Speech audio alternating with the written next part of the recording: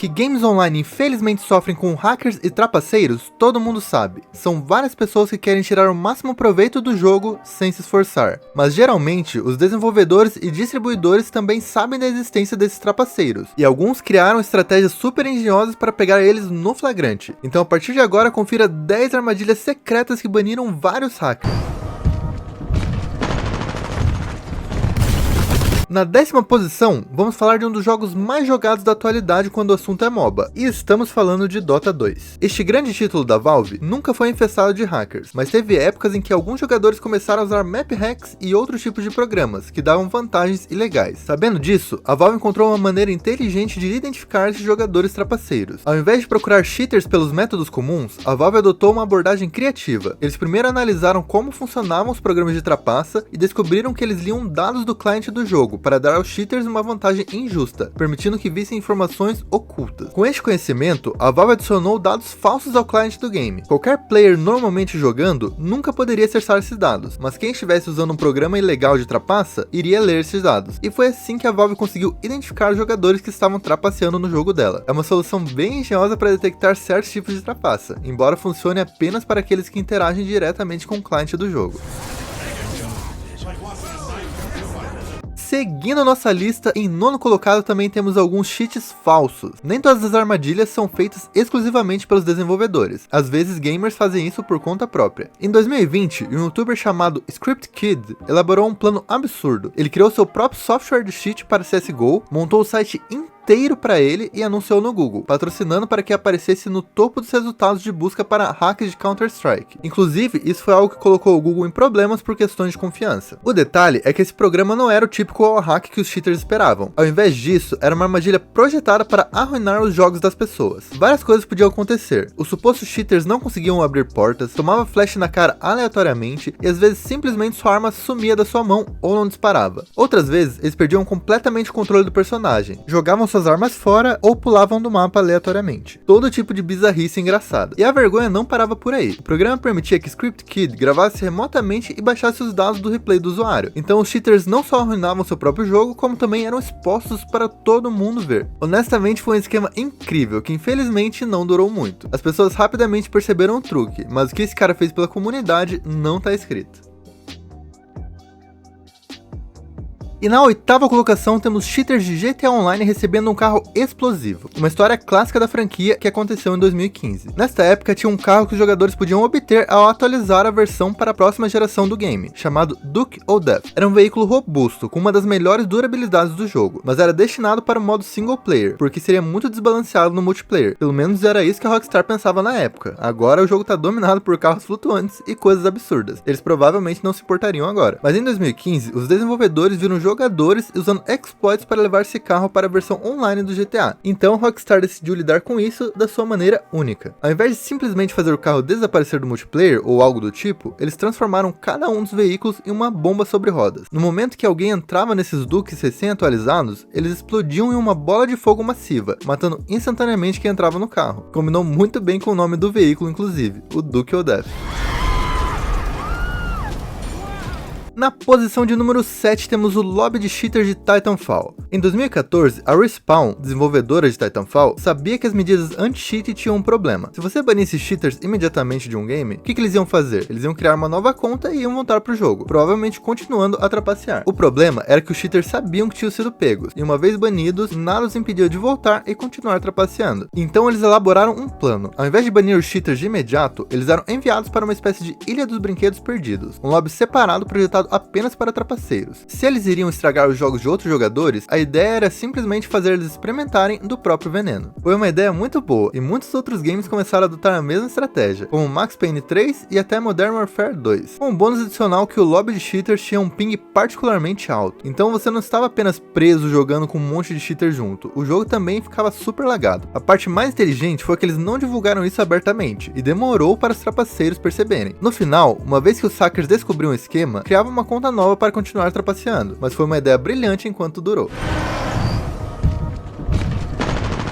E na nossa sexta colocação temos NPCs invisíveis pegando cheaters no Hypixel. É uma solução nichada que dificilmente é uma das melhores para pegar trapaceiros, mas é uma das mais interessantes. No servidor de Minecraft mais popular do mundo, o Hypixel, eles utilizam uma forma única de anti-cheat chamada Watchdog. O que torna isso tão incomum é a forma como ele opera. Ao invés de ser apenas uma ferramenta de detecção do lado do servidor, ou algo que registra suas entradas e verifica programas em segundo plano, ela ativamente tenta encontrar você no game, com NPCs invisíveis. Além das medidas anti-cheat usuais, quando alguém denuncia outro jogador por trapaça, um relatório é enviado para esse Watchdog, que envia entidades para seguir o jogador suspeito. Esses são personagens invisíveis que circulam ao redor do possível cheater, fazendo uma série de coisas diferentes. Alguns ficam parados, outros correm em círculos e outros ficam deitados. A partir daí, o jogo coleta dados dependendo de como o jogador interage com eles. Se todos morrem de uma vez, significa que o jogador está usando Kill Aura. Se parece que o jogador olha diretamente e mata eles em segundos, ele está usando Aimbot. A ideia básica é que o cheater precisa atingir a entidade cerca de 10 a 15 vezes continuamente para ter certeza que ele está trapaceando. É um método meio incomum para pegar cheater, eu confesso, mas a ideia de NPCs invisíveis correndo ao redor do trapaceiro é muito legal.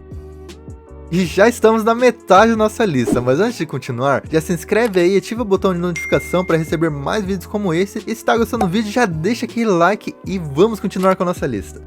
No número 5 temos Call of Duty enganando cheaters com inimigos falsos. Essa é uma das estratégias mais malucas da Ricochet, responsável pelo game. Por que não confundir os cheaters com um monte de clones? Esses inimigos aparecem nas partidas multiplayers, mas apenas os cheaters conseguem enxergá-los. E para tornar o jogo deles miserável, eles inundam o mapa com alucinações, que existem apenas para distrair o hacker dos jogadores reais. É uma mecânica que mantém os hackers ocupados, sem impactar negativamente para os jogadores honestos. Além disso, como uma das várias tentativas para combater a trapaça, eles fizeram com que os hackers tivessem seus movimentos desacelerados ou totalmente congelados. É uma punição brutal e adequada, mas ver um monte de jogadores em câmera lenta fazia parecer que o jogo estava lagado, então eles abandonaram essa solução. Isso é uma parte muito difícil dessas armadilhas anti-cheat. Você quer acabar com a farra dos trapaceiros, mas não quer estragar o jogo nem a experiência daqueles que estão se divertindo realmente com o jogo sem prejudicar ninguém de maneira honesta. Pelo menos com esse truque dos inimigos falsos, os cheaters ainda estão correndo pelo mapa atirando em fantasmas ao invés de jogadores reais.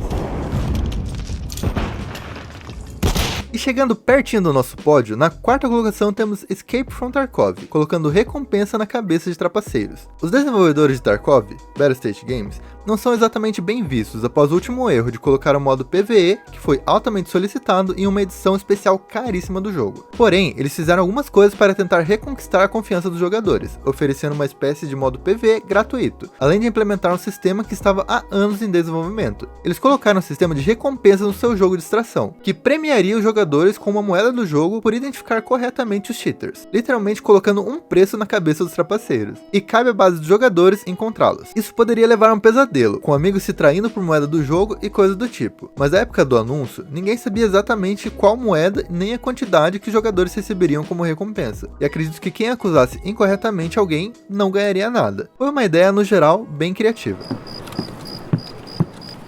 E na terceira colocação do nosso pódio, com a medalha de bronze, temos novamente o COD. Dessa vez com os cheaters de Warzone que estão ficando sem paraquedas. Eles já tiraram as armas dos cheaters, diminuíram a velocidade deles, fizeram com que vissem miragens ou fizeram com que todos os outros jogadores desaparecessem. Tentaram de tudo e agora estão apenas matando os cheaters antes que eles tenham a chance de agir. Na mais recente ideia maluca da Ricochet, para parar os hackers, eles introduziram o Splat, uma medida anti-cheat, onde se um jogador for detectado trapaceando antes de saltar do avião no início do jogo, ele simplesmente não consegue abrir o paraquedas. Eles não querem que os cheaters percebam imediatamente, então isso não é tudo que eles estão fazendo. Às vezes o cheater sobrevive à queda, mas isso não significa que o sofrimento dele acabou. Aleatoriamente o jogo pode mudar a velocidade dele instantaneamente ou fazer com que o salto básico o mate na hora quando ele aterrissa. É apenas mais uma ferramenta adicionada ao jogo, ao lado de tantas outras. Elas são até divertidas de ler, mas honestamente parece que é um alarde. Tem muitos hackers no jogo, e a menos que a Activision esteja disposta a banir cada um deles permanentemente, o que provavelmente não vai acontecer porque querendo ou não eles compram coisas dentro do jogo e movimentam a economia, o jogo vai continuar para sempre desse jeito.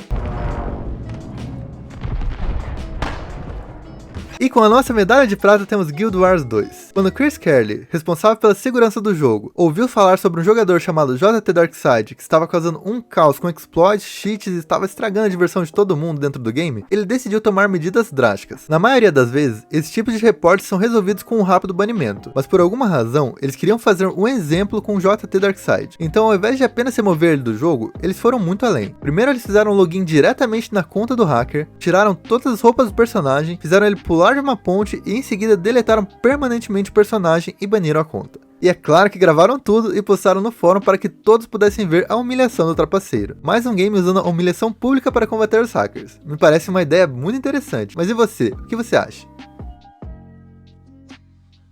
E finalmente com a nossa medalha de ouro fica a Xbox Live mudando seu nome para Cheater McCheat. Esse caso é de 2009, quando as pessoas ainda se importavam com seu gamer score. Para combater a rapaziada que usava cheat para ganhar conquistas, o Xbox ameaçou que não apenas resetaria o gamer score de alguém, caso fosse pego trapaceando, como também tornaria impossível para essa conta ganhar mais pontuação. Ele também teria a conta marcada como cheater e um símbolo especial ao lado. E para completar, a Microsoft deu ao jogador infrator um novo nome, o Cheater McCheat, que não poderia ser alterado. Como o hacker basicamente estava tentando inflar artificialmente seu gamer score, aquele número que eles tanto estavam obcecados seria zerado, e eles nunca mais poderiam aumentá-lo novamente. Esperamos que assim eles tenham aprendido a lição.